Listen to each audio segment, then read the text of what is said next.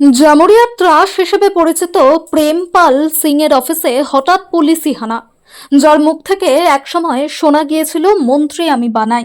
এমনকি যার বিভিন্ন কর্মকাণ্ডের জন্য ভরা জনসভা থেকে স্বয়ং প্রাক্তন মুখ্যমন্ত্রী মমতা বন্দ্যোপাধ্যায় সতর্কবাণী শানিয়ে গিয়েছিলেন, সেই প্রেমপাল সিং এর পাণ্ডবেশ্বর বিধানসভা কেন্দ্রের বহুলা এলাকায় অবস্থিত অফিসে হঠাৎই পুলিশি অভিযান দেখা গেল বুধবার, যাকে কেন্দ্র করে এলাকায় ব্যাপক শোরগোল পড়ে গিয়েছিল।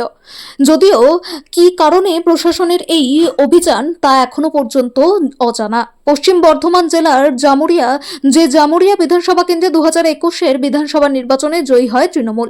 বিধায়ক হন হরেরাম সিং, তারই সুযোগ্য পুত্র প্রেমপাল সিং। বিগত 5 বছরে জামুরিয়ায় তৃণমূলী শাসনে হরেরাম সিংকে তার পুত্রের একাধিক কর্মকাণ্ড ও আচার আচরণের জন্য বহুবার বিপাকে পড়তে হয়েছিল।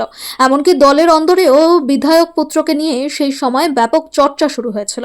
এলাকায় প্রেমপালের ঔদ্ধত্য এতটাই সীমাহীন হয়ে পড়েছিল যে ভরা জনসভা থেকে একেবারে সরাসরি তার পিতা তথা তৎকালীন বিধায়ক হরেরাম সিংকে তৃণমূল সুপ্রিমো মমতা বন্দ্যোপাধ্যায় কড়া সতর্কবাণী শুনিয়েছিলেন।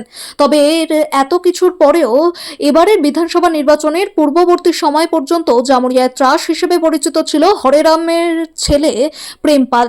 ইতি অবসরে নির্বাচনের রাজ্যের সরকারের পালাবদল হয়, ভরাডুবি ঘটে তৃণমূল কংগ্রেসের।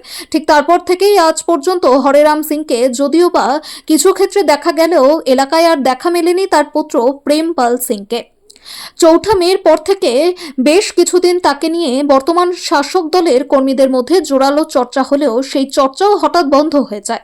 কিন্তু বুধবার জামুরিয়া বিধানসভা কেন্দ্রের প্রাক্তন বিধায়ক হরেরাম সিং এর সুযোগ্য পুত্র তথা তৎকালীন যুব নেতা প্রেমপাল সিং এর পাণ্ডবেশ্বর বিধানসভা কেন্দ্রের বহুলায় অবস্থিত অফিসে হঠাৎই পুলিশি অভিযান প্রেমপাল সিংকে নতুন করে চর্চায় এনেছে। যদিও পুলিশের এই অভিযান কী কারণে তা এখনো পর্যন্ত আনুষ্ঠানিকভাবে জানা যায়নি।